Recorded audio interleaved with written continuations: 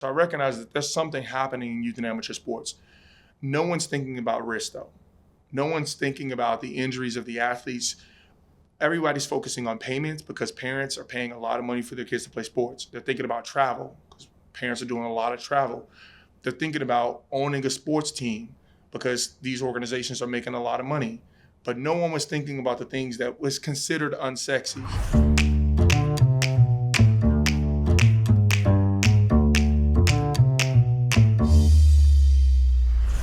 Hey everyone, it's Eric Weirson. Welcome to Leverage Storytelling presented by Tunheim. I'm here with another episode and a great guest who actually, the only reason he's on the show is like before we got on, we ran the 40-yard dash. I said, if I beat you, then you have to come on the show. I did like a 4.3 or something. Yeah. You're like 5.2 or something. I couldn't get it done.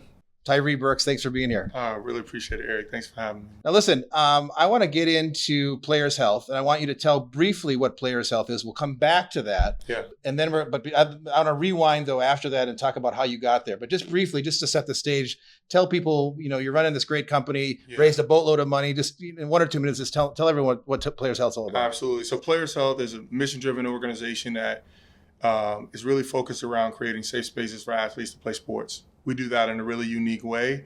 We do that in the form of risk management and insurance. So think of us as an insurance company, but think of us almost like Drive Safe for sports. The more organizations engage in their risk management, create safe spaces, the less they pay from an insurance perspective. And so we try to do that in 4 different categories. We do amateur sports, fitness, college, and then pro. We'll come back to that. But before, to understand how you got into the area of youth sports, we have to understand a little bit of your story. Yeah. And throughout the conversation, I want to talk a little bit about how that story, that personal experience that you lived kind of feeds into where you've ended up, running this company. I think it's really a fascinating, it's actually, I talk to a lot of CEOs, a lot of entrepreneurs here where they talk about their personal, trajectory and how they got to where they are. But in your case, I think it's so pellucid. It's so clear how, A led to B, led to C, led to D. So let's start back. Tell me, where did you grow up? Tell me about your background. Yeah. Well, I grew up in the south side of Chicago, single mother. My mom worked as a lunchroom manager for Chicago Public Schools. And I went to a school in Argyle Gardens, which is projects in Chicago, Carver Military Academy. That's where I went to high school. And most of my life, I've been obsessed with really 2 things, safety and sports. And, there was 2 paths that I could have taken when I was growing up. I could have ended up in the streets, so gangs, violence, all of that was very prevalent. That's not where I came from. It's not my nature. But sports was something that I gravitated towards. I was invited to come to a football practice. Well, one of my best friends at the time, his name is Michael Harlan. He was like, man, you got to come out. And I showed up and I never stopped showing up. And I would play every sport you could play. Football, basketball, wrestling, swam. I literally just stayed in sports constantly. And it was a safe place for me. And so when I look at Players' Health today being in sports, safety has been a constant theme. And you'll see that. How I ended up in Minnesota, I got a scholarship to play Winona State, play football. I met my wife. And then had a ton of injuries while I was playing college ball. And then I played in Europe and I played in the Canadian Football League for a few years. Throughout that entire time, Whiteout, right? I played receiver. Had a ton of injuries. I got 3 bulging discs in my neck. I broken fingers. It's because of those injuries that I beat you in the 40, right? Exactly. I'm not the man I used to be. Not even remotely That's close. A lie, by the way. But throughout that time, I had all these injuries. And when I decided to hang it up, I started thinking about what impact I can make in sports. And I realized that sports gave a lot to me. And so I feel like I have a responsibility to give back. And then I just started seeing all these news articles of these athletes having really bad experiences playing youth sports. They went into environments where they thought they were safe and policies, protocols, maybe weren't being followed around how they managed, staff compliance and making sure that people got background checks, or coaches didn't know how to recognize concussions and then kids were put back too early. And I just saw lives being changed in a negative way around sports. And I thought this is where Players' Health could really come in. We focused on injury management in the beginning. And the mission of the company has been, how do we create the safest environment for an athlete to play the sport that they love? And so when you look at my life, I grew up in an environment where safety was a luxury. And when I got into safe environments, I noticed it. And it was a dramatic change in my life. I realized that when you get kids into environments that are really positive, it can have a massive impact on their life in a positive way. The exact same effect can happen in a negative environment where it could destroy their destiny as well. And so I think we just been at Players Health has just been trying to make sure that we're creating spaces where kids can come in at all levels, or athletes can come in at all levels and be in a safe environment where they can thrive. Now, I want to back up something that you may not remember that you told me maybe a year or two ago, but I remembered it. It's stuck in my mind ever since you told me this story about the letter. Oh yeah. Tell everyone about the letter that you got that sort of, it was a very difficult time in your life, and one piece of mail that you almost chucked in the garbage completely changed the trajectory and brought you to where you are today. Absolutely. And so there's so many of those moments where this company could have failed a bunch of different times, but it's really weird that we're an insurance company today because this happened to do this. The story was centered around an insurance policy. My mom had passed. At this point, she was passed away for 10 years now at this point. And my mom, she got hit by a drunk driver the day after Thanksgiving when I was 19. And of course, it dramatically changed my life. I had to grow up really quick. But and raise your brother, right? Exactly. And a week before... your brother's how much younger? My brother's 10 years younger than me. So at the time... You're 19 and he's like 9. Yeah, exactly. And a week before my mom passed... I have a 9-year-old and I'm 53. I still can't raise her. Yeah. I'm every day That's I'm trying to figure it out. But, a week before my mom passed, she had a life insurance policy that went active. When she passed, Primerica paid out the full death benefit, and that money seeded Players Health. Now, fast forward, we're 6 years into Players Health. We had just had a financing fall through. Like, I had 2 weeks of cash left in the bank, and my wife was tired of borrowing from Peter to pay Paul. We had been doing this for 6 years, trying to survive and figure out what we were going to do. And I just had a feeling that there was going to be a breakthrough. I'm like, my whole staff had just quit. And they didn't quit because they wanted to. It was because I couldn't pay them. And we're probably about 5 months into not paying. Everybody's like, hey, we got to figure out something. But I knew the mission of this company was so important. I was like, if we don't figure it out, no one's going to figure it out. I had a letter that came in the mail. It was white. It looked like spam mail. My wife, something in her was like, hey, I need to open this. She opens the mail. We're at the lowest point financially. We don't know what we're going to do. We're driving Uber, doing everything we can to just survive. And she opens it up, and it's from an insurance company. She calls the company. They wouldn't talk to her because she's not the beneficiary in the policy. I get on the phone. We're on three-way. And we, call, and 10 years later, this company was bought by another insurance company at the time when my mom passed. It was a $140,000 check. And that money, we paid off some bills and we put the rest in the Players Health. We doubled down. We went all in. We went all in. And I was like, because at the time, my wife was like, we're great, we're good. I'm like, all right, we're going to pay these bills, but babe, we got to go back in. This is the sign we needed that we won't fail after this if we can get through this. And, we doubled down, put the money back in. About 6 months after that, we raised $4.5 million in our seed round, and we've now 4 years, almost 4.5 years later, we've raised over $100 million in Players Health, and the company has just been growing. You mentioned your wife, and I know as I hope all married guys, their wife is an important part of their life, but in your particular case, she's really been a rock for you. Talk about how you met her in Winona, if I'm not mistaken. Yeah, right? she's a townie from Winona. A Winonan. What do you call someone from Winona? Winonan? Well, yeah, Winonan. Yeah. So she's a townie from Winona, and she would say this. But yeah, we met in college, and we've been through everything together. And I think being an entrepreneur is really hard, especially in the early days when you're just, you're operating on a wing and a prayer, literally on a day-to-day basis. The business could go up. You're borrowing from Peter to pay Paul. But I think one of the things that she recognized is my change and growth along the way. I got up every day. I'm an early riser, so I'm up at 4:30. I'm in the gym, I'm learning, I'm failing, but I'm sharing everything with her.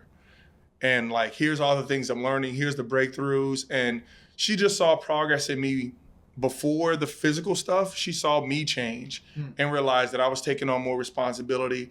I was learning to I was being humbled daily. And it just gave her the confidence that, all right, if he's going to figure this out because he's learning so much. And a year ago, he didn't know these things. And now he knows them, and now he's executing on them. And so it was just daily progress. And then just, I always tell this story. We were about to fly. We had a destination wedding in Mexico. The day before we left to fly out, when we flew out to Mexico to our wedding, we didn't have the money to pay for the wedding. I was waiting on the deal. The deal had closed, and I was waiting on a wire to come in. Literally the day we're flying out to Mexico, didn't have the money to pay. We land in Miami, which was our layover. The money hits. I'm thinking she's going to be ecstatic, everything. I'm like, yeah. She breaks out crying, like just exhausted from emotionally. And I was like, that woman still married me 2 days later. I was like, I owe her everything. Tyrre, let's talk a bit about, you moved from the south side of Chicago to Winona, Minnesota, which I don't know the stats off the top of my head, but I'm guessing it's 98% white. Massive culture shock. Tell me about, I mean, I think we all can imagine a little bit like what must have been like for you, but how did adapting and inserting yourself into that environment, how did that sort of create the path forward to, becoming an insurance executive later today? Because I assume that when you walk into a lot of boardrooms, you're probably not the only person of color, but probably one of very few that you're dealing with. Tell me about that sort of transition and that trajectory. It was a massive culture shock. I was really intimidated by the environment when I first got there. And I always tell people it was the best decision I never made. I didn't want to go to Winona. I had a number of Division II full ride offers, and then I had some partial scholarships. One was to the University of Toledo, and my best friend went to the University of Toledo at the time. He played tight end. I wanted to go there, but I didn't have a full ride, and my mom was like, all right, unless you get full ride, you can't go there. And matter of fact, I love Winona. You're going there. And I went kicking and screaming. And so I show up to Winona. I'm quiet and I'm reserved. And the way people embraced me was just it was nothing I had never experienced. It was like a big community environment, and everybody wanted to get to know me. And coming from Chicago, you kind of stay to yourself because you just don't know who you can trust. And for the longest time, I walked down the street in Winona, always looking over my shoulders. And people go what are you looking at? And I'm like, I'm just always used to being aware of my surroundings. And that went on probably for a year, where I just had to get used to not have to worry about somebody walking up behind me or bullets flying or anything like that. And I know that sounds sad, but that was truly my reality. Yeah. And so honestly, I just started to embrace being in an environment that actually wanted to pour into me. Coaches and people wanted to get to know me. I sat down with our athletic director and had dinner with him and his wife consistently, just always meeting people and connecting with people. The chief of police, connected with him, and just all these people. You didn't know the chief of police in Chicago? No, did not. I was avoiding the police in every way possible. But all these people wanted to get to know me for who I was. And this was before I even touched the field. This was the moment I stepped on the field. The moment I stepped on Winona, people wanted to get to know me. My mom was like a staple in the community at the time. And so it was just this embracing environment that I came into. And it helped me understand that, and I also realized that I wasn't dumb when I first got to Winona, because coming from the high school I went through, and I had to take a ton of remedial courses coming into college because I was so far behind. But I've always loved learning. And so I just learned how to learn. And I understood that when I wasn't dumb, I just wasn't in an environment that helped me learn and adapt and grow in that kind of way. And so I think I just learned a lot. I grew up a lot when I went to Winona. When did you realize that you wanted to become an entrepreneur? Probably when I just knew I never wanted to have a regular job. So I think that was the path that and I was always an innovative thinker. I was always thinking about the next thing, the next app, technology. I always wanted to see what was happening that is new. So I'm obsessed with AI and all these things that are happening, because if it's changing culture, You know, my wife thinks I'm having an affair with ChatGPT. most people, who are you talking to? thinking that. But yeah, I was always obsessed with around what was coming next and how was it shaping culture, and then what part could I play in it, because I have a unique perspective. And then so when I started seeing all this happen when I was playing for the Saskatchewan Roughriders at the time, and I had this idea to start this company. It was like this communication system for sports, and then injury management was just a feature. And I told I went to my best friend that was with at Toledo, was with the Giants at the time. I went to visit him in New York, and I knew I was done. I had just tore my hamstring. I was home for a bye week. I thought they were going to put me on waivers. They didn't. And I'm hanging out with them, and I'm like, all right, I'm done playing football. I actually really want to start this business thing. I told my agent I was supposed to fly back that Monday. I'm like, hey, man, I'm done. He's like, man, you're 24. You're in the best shape of your life. Like, don't get so down. Like, this injury, you're going to rehab. They haven't cut you. I'm like, man, I want to start this company. He's like, man, what the hell is this company? Like, tell me about it. So I tell him, and he's like, man, that's not a bad idea. And then he was my first investor. Your agent was your first investor. Your agent was your first investor. Yeah. Incredible. Yeah, so he put in capital. I put in a little bit. He's still in the company? He's still an investor. Wow. And I started to build the business. And so that like he saw something in me, and that was probably a big validation for me. And I got tested about 6 months after we started that journey. The head coach for CFL team, the Red Blacks, called me and was like, hey, you still healthy? Like, I'll fly you out tomorrow. We may have a spot for you. Just work out for us. We love your game, XYZ. And I'm like, nah, man, I can't. Was it tempting? It was super tempting. I wanted to do it. Right. And I'm like, no, I'm committed. Now, you started this idea right around the time that youth sports in general, at least prep sports in the U.S., was just starting to really take off, in the sense that it was always a big deal, but, you know, with the media rights and becoming more of a high profile thing. And people now, I mean, when I was growing up, you couldn't name high school players around the country. Now everyone knows who's a 5-star recruit, who's a 4-star recruit, who, you know, these kind of things. You got people going, you know, in the case of basketball, some people going one and dones, you know, so everyone kind of knows, you know, who's who. Tell me about sort of like serendipity and sort of the, you know, the luck of the draw, if you will, in terms of the timing. Yeah. I think we've been seeing this happen easily probably the past 10 years since Players Health been in existence. There's been consistent investment into amateur sports. And we're now seeing that. I think the beginning of all of this started with competitive play actually growing. AAU basketball has been a big part of that. There's a lot that started to change. Private equity, so 3-Step Sports, there are a number of bigger sports platforms. They raised $500 million in private equity, and they started buying up these sports organizations. That started happening then. Sport Engine, there's a bunch of technology started to enter into the space. So I recognize that there's something happening in youth and amateur sports. No one's thinking about risk, though. No one's thinking about the injuries of the athletes. Everybody's focusing on payments because parents are paying a lot of money for their kids to play sports. They're thinking about travel because parents are doing a lot of travel.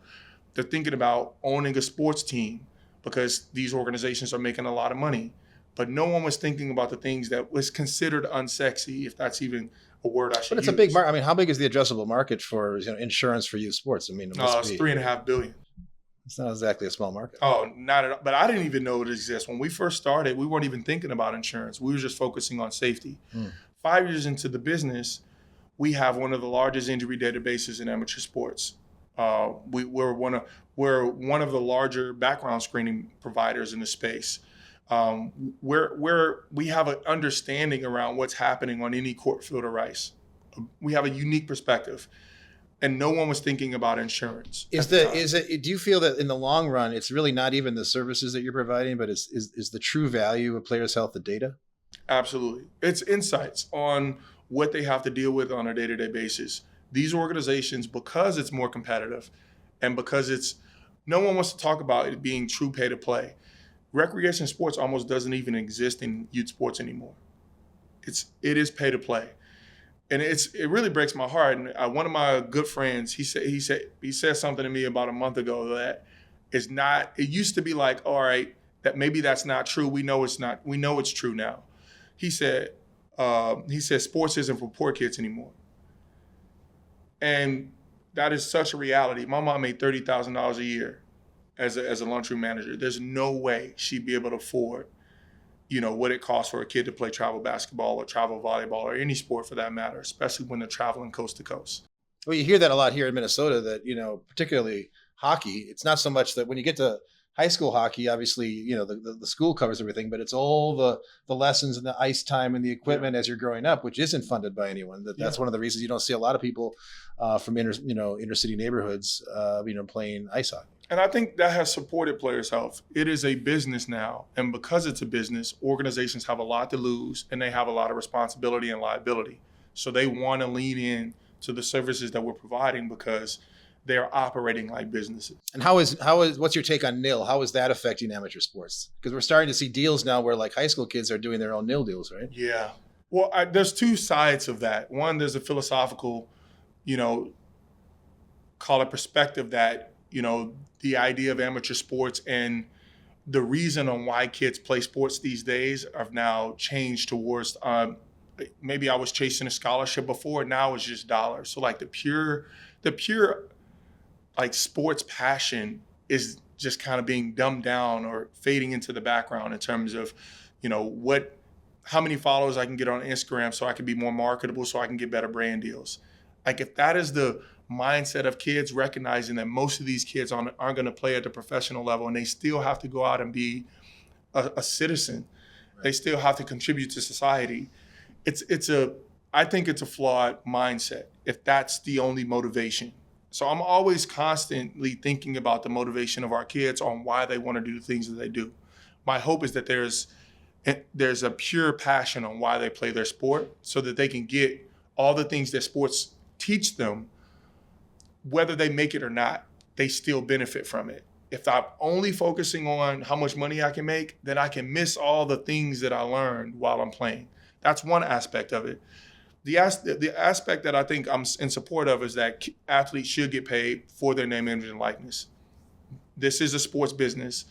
Billions of dollars are being generated annually because these athletes are good and because they provide a product to collegiate sports, to fans, and they should share in that product. They should share in the revenue of that product. I'm a firm believer of that. But I think how we got here, not perfect, and it's created almost like the perfect storm to have motivations compete against each other. And I think the younger athletes really don't understand really the impact of that motivation until it's almost going to be too late. Now, this is a show all about storytelling, right? And you're a great storyteller, but I get the sense that it kind of came to you naturally. But let me ask you a question. Is that true? Have you practiced, how you tell this narrative thread? I mean, you got all the fundamental pieces. You've got all the building blocks of making a great story.